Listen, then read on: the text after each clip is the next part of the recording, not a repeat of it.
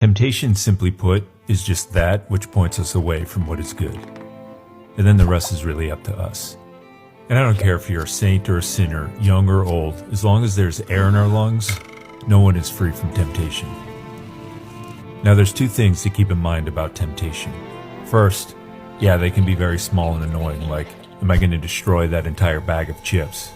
But they can also be very serious and lead to that thing that destroys my peace, my relationships, my family, my marriage, my health, my career, my life, or worse, somebody else's. And the second thing to keep in mind is this. Temptations are just leading us away from what is good, or what is truth or love or life-giving. But sometimes we can put all the emphasis on, oh man, what's all this bad stuff it's leading me to? But not enough emphasis on, oh man, but what's all the good stuff it's leading me away from? So here are just 10 tips that I hope will help us all deal with those annoying temptations. When we think of temptations, we usually think of the obvious, like lust, food, drinking, drugs, laziness, gossip, greed, anger, and wanting everything that everybody else has that I don't. But then there are the not so obvious, like, am I tempted towards negativity, criticism, judgment, resentment, discouragement, envy, vanity, dark thoughts, overthinking, and the two big ones, doubt and self-pity. If we're going to go into battle, the first step is always, know your enemy.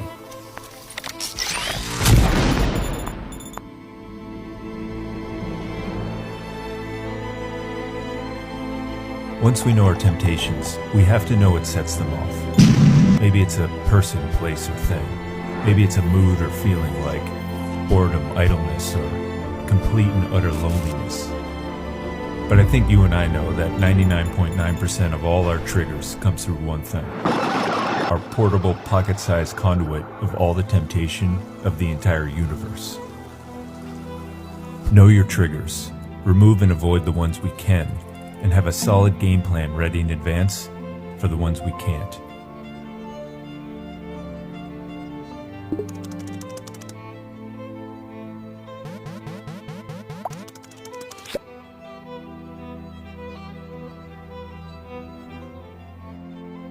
Temptation is just right outside our door, right now, even as we speak. It doesn't get tired, it knows all our triggers, and it just waits for that perfect opportunity to come knocking. Our best shot to stop it is right here, at the door. It starts with just a thought, then our imagination entertains it. Then it brings us some kind of satisfaction or delight. Then a powerful attraction. Then we consent.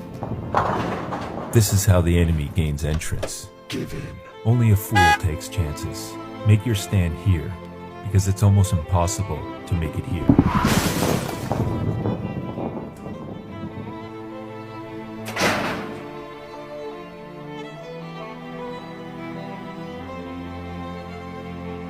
Keep reminding yourself that any temptation, no matter how strong and annoying it may be, will always pass.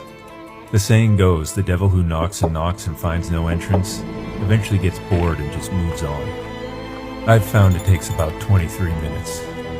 So the next time you're battling with some temptation, set a timer for 23 minutes and just go do something else. The best weapon for annihilating temptation is actually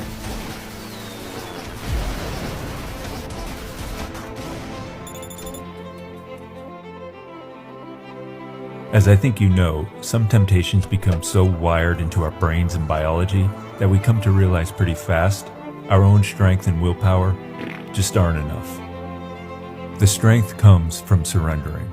Not surrendering to some temptation, but surrendering to the one who has the power. Infinite power. Now I know some of you are thinking, yeah, I prayed, it does nothing. Well, think of it this way. At the time of some temptation, we slowly lose control of our will. It becomes agitated and excited like a crazy, out of control puppy. Now what happens when you place that puppy in its mother's arms?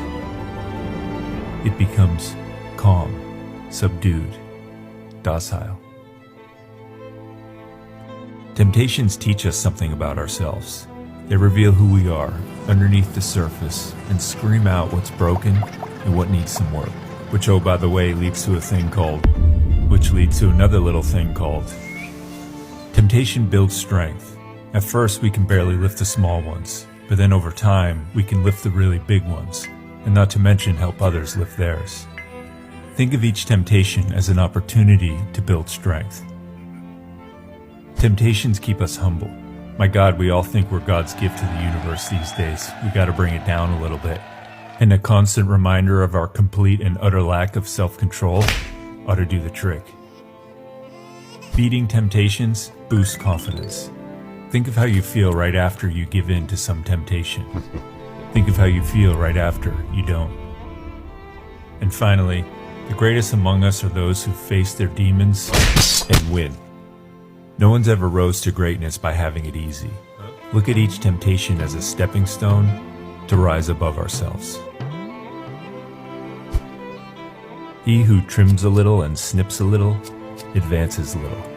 We gotta get to the roots.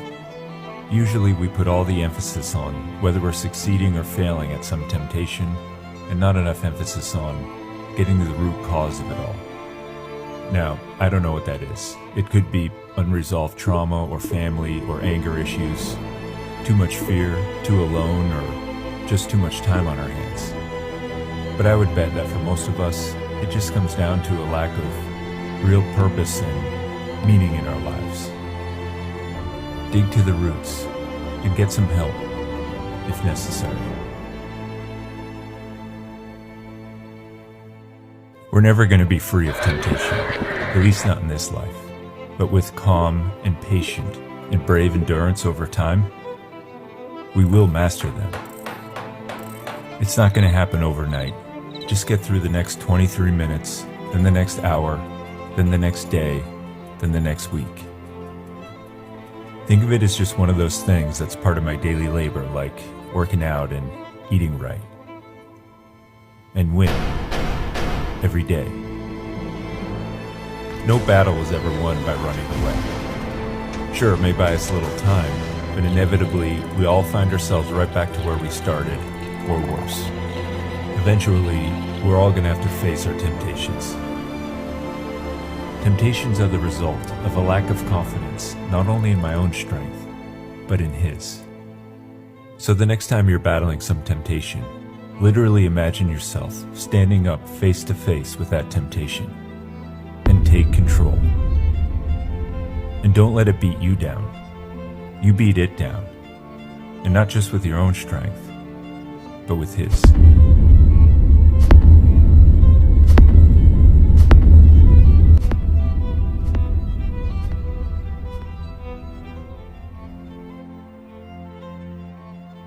And finally, we're all gonna fall. And when we do, go easy on yourself. Don't beat yourself up or turn to worry, anxiety, or fear. These are just more temptations. Just pick yourself up and keep going. When we're face down in the dirt for the 1,000,000th time, there'll be two voices. One from above, of accusation, condemnation, kicking us when we're down and reminding us how bad we are. And the other, from down in the dirt with us, of compassion, forgiveness, lifting us up and saying, "Come on, I love you. Let's do this together." Only listen to the one.